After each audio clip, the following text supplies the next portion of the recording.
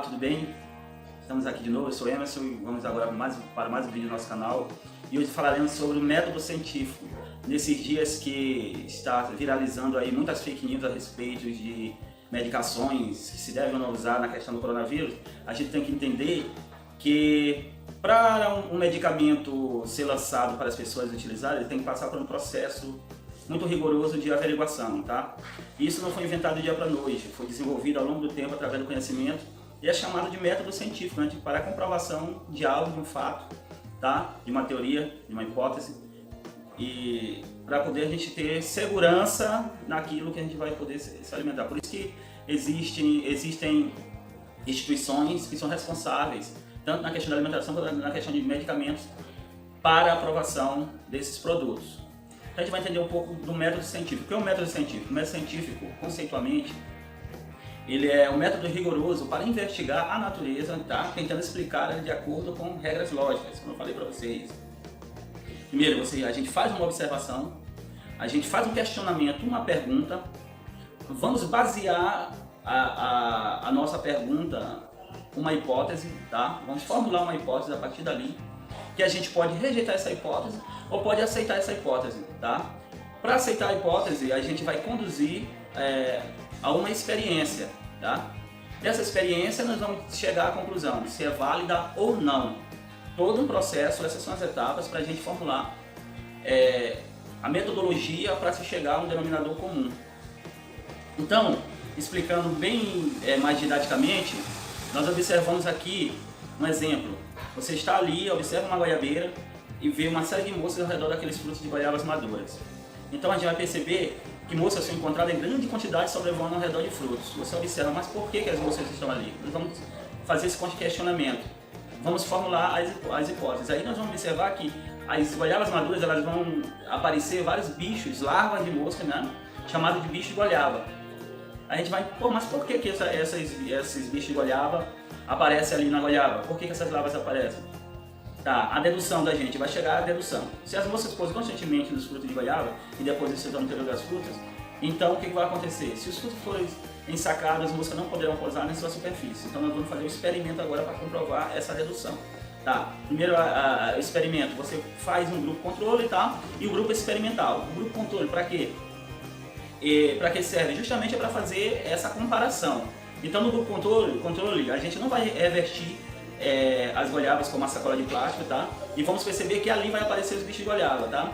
E no experimental não, nós vamos proteger com esses sacos plásticos e vamos perceber que ali não vai aparecer esses bichos de goiabas, entre parênteses, tá?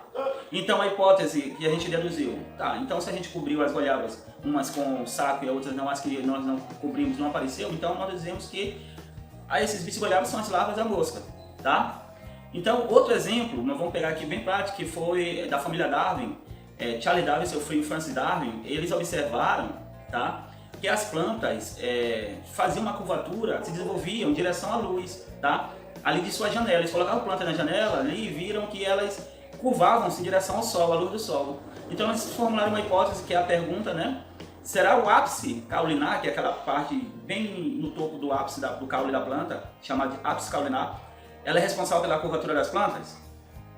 Tá, o que eles fizeram? Foram para o experimento. Uma planta eles deixaram normal, sem remover nada. A segunda, eles removeram esse ápice caulinar, cortaram, tá? Eles cortaram o ápice caulinar. O outro, eles encobriram, tá? Eles taparam ali com material esse ápice caulinar. E o outro, eles cobriram apenas o caule. Então fizeram um experimento utilizando 4 plantas da mesma espécie e colocaram ali a observação do sol. É o grupo controle, né? Sem modificação, ele vai servir como parâmetro e o que acontece? Ele vai sofrer a curvatura naturalmente em direção à luz. O segundo, que ele removeu o ápice, ele observaram que não aconteceu a curvatura, tá? Ele não sofreu essa curvatura. O terceiro, que eles encobriram o ápice caulinar, também não sofreu a curvatura.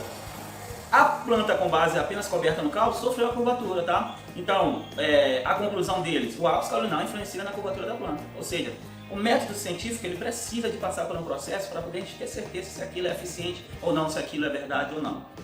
Então, isso